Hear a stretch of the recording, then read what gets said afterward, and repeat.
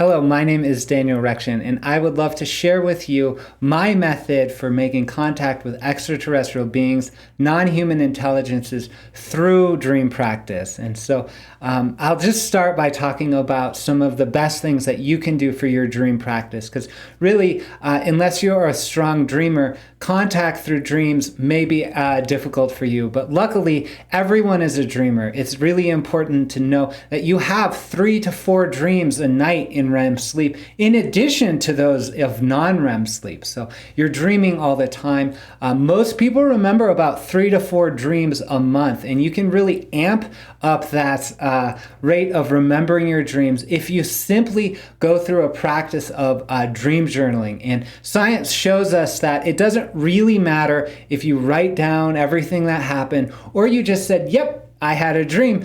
It improves your dream recall frequency if you engage in the practice of keeping a dream journal, whether it's the checklist, log style, or the narrative style.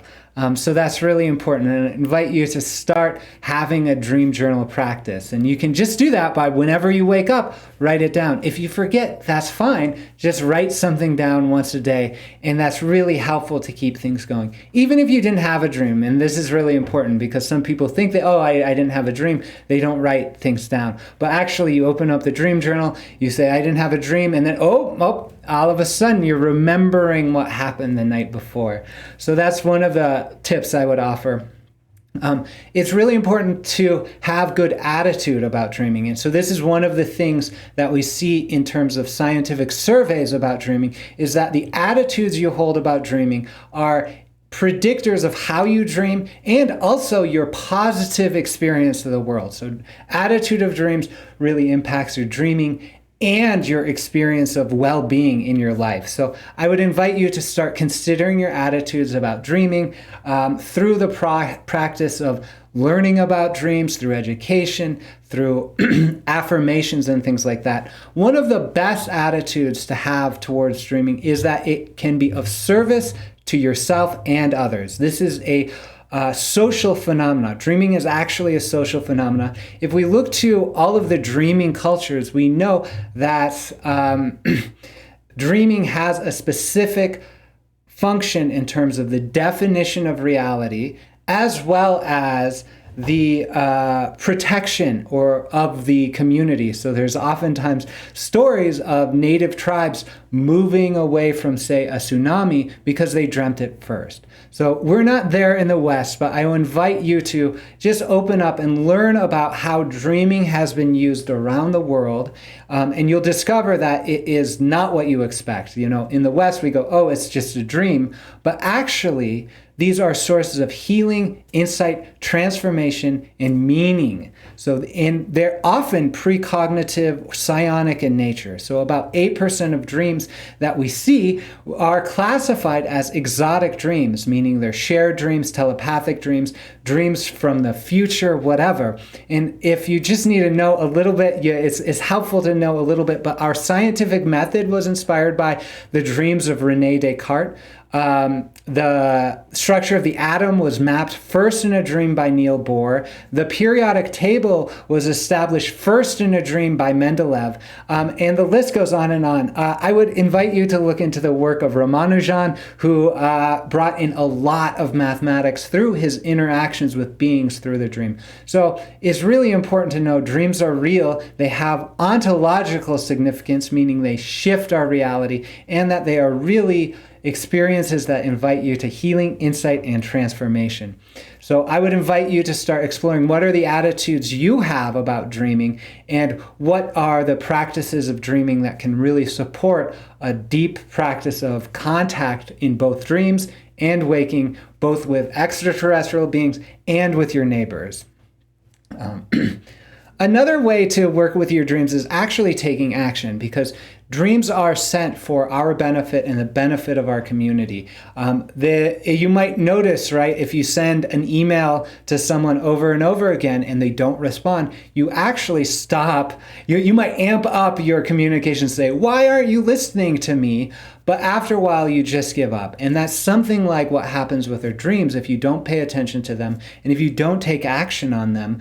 Your dreaming mind just says, he's not listening. All right? And then you might have this recurrent nightmare situation, and that you just really need to stop, listen to it, take some action. And what we're talking about here is not perfect interpretation of the dream, not perfect action, right? We're just saying, listen, take action, listen again, and there's a cycle of communication and rapport between the waking experience and the dreaming messages. So I'd invite you next time you have a dream to start working with it to go, oh, how might this lead me to healing, insight, transformation, and meaning in my life? What is the action? What is an action I can take that's reasonable in my life that can bring in or honor this dream? And then you might find there's a virtuous cycle that starts to happen, that you get clear messages, you get guidance, your dreams start showing up more because they know you're listening, they know you're taking action. This works for the personal subconscious sort of activity and also contact with extraterrestrial beings. You are going to have to take action that's meaningful to you and your community if you're going to want to make contact with extraterrestrial beings. They're not going to just show up for fun. They might, but generally the purpose here is a motivation that is of service to others. And this is really a great motivation to have because it helps you go through the challenging aspects of dreams. And one of the things that's really important to know about dreams is that sometimes the emotionality is challenging. Sometimes it's a nightmare experience. And actually, when we look to the science about this, people with high positive emotional experiences, high measures of well-being during their everyday life have stronger difference between the positive and negative emotions in their dreams. So it looks as if they're having nightmares some of the time, but actually that gives you, your holistic system, the capacity for emotional regulation through this dreaming function. So that's really important to know. The next thing I would invite is knowing that dreams really do respond to intention, right? You can set the intention to have a dream and it responds.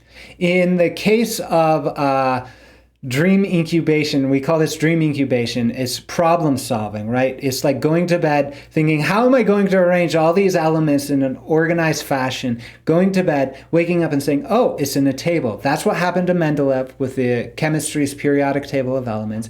That's what can happen with you in problems of your life when you need creativity.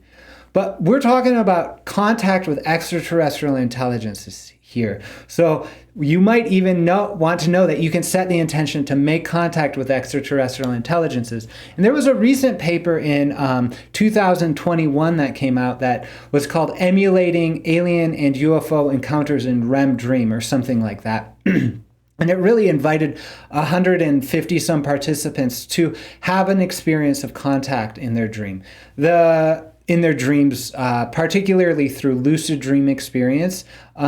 And they achieved a 75% success rate, a 75% accomplishment rate of the intention to make contact with aliens or UFOs, right? And so if we compare that to the success rate of lucid intents from trained lucid dreamers, it's much more. So that's 50%. Trained lucid dreamers accomplish their intent about 50% of the time. And we've got a 75% success rate. Those numbers are not really comparable statistically, so we don't actually know the significance. But I say that's a really meaningful number, and it's really positive for you if you believe that you can make contact through your dreams. You set the intention, you reach out, and I would specifically invite you to reach out with the specific motivation of being of service to others according to the principle of non-harm, because that really brings you in alignment with beings who are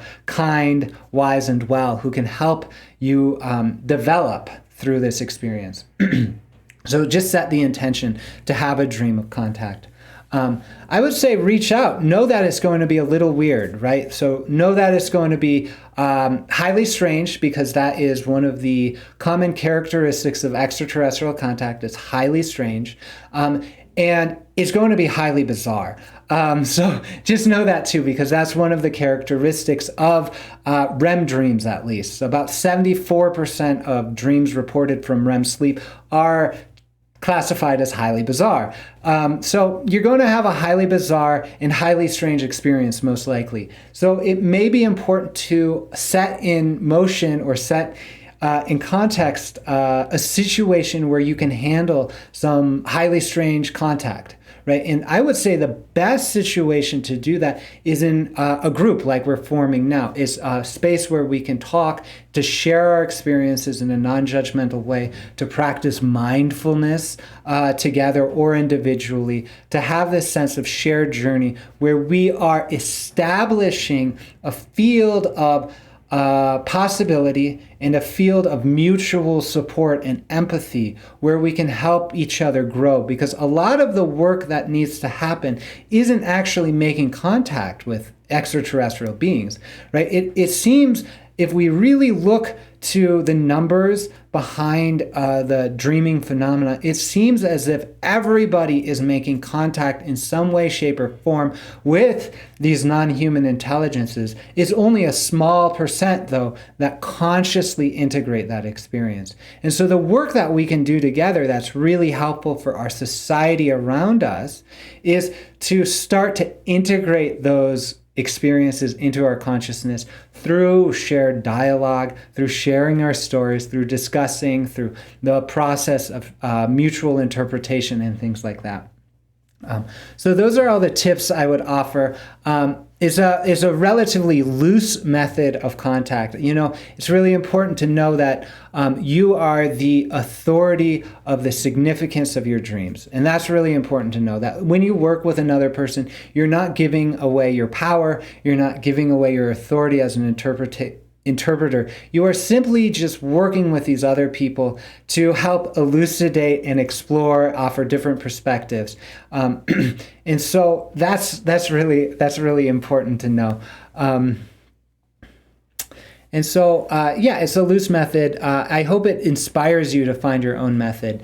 If you do want to dive deep, I recommend the practices of sleeping well, dreaming well, and being well. And you can get to those methods and practices through the mobile app DreamWell. So this is a mobile app I've put together with a team of experts, including my brother, who was in sleep research, including a neuroscientist and meditation instructor. So we are really building this app to help you and help educate you in scientifically based practices that help you sleep well, dream well, and be well. And we really do see this triangle of mindfulness practice, of good sleep, and of dreaming practices to be essential, actually, an essential platform for these deeper explorations. And so you can download the app from the app stores. You can go to dreamwellbewell.com.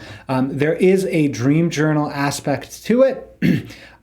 You can do a checklist log style, or you can write the narratives.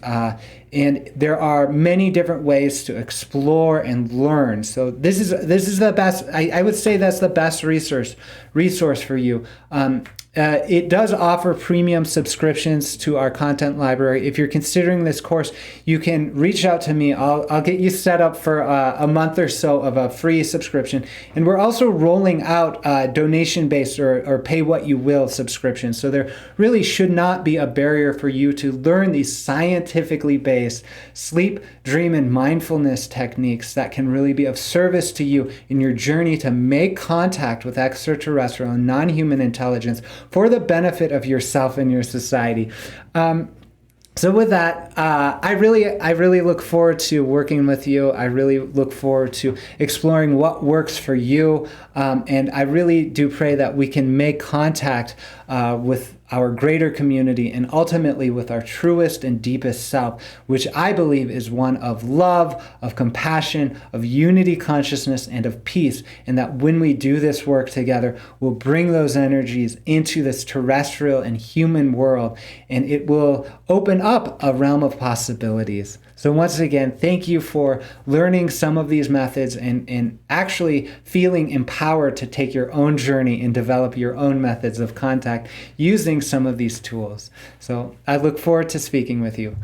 May you dream well.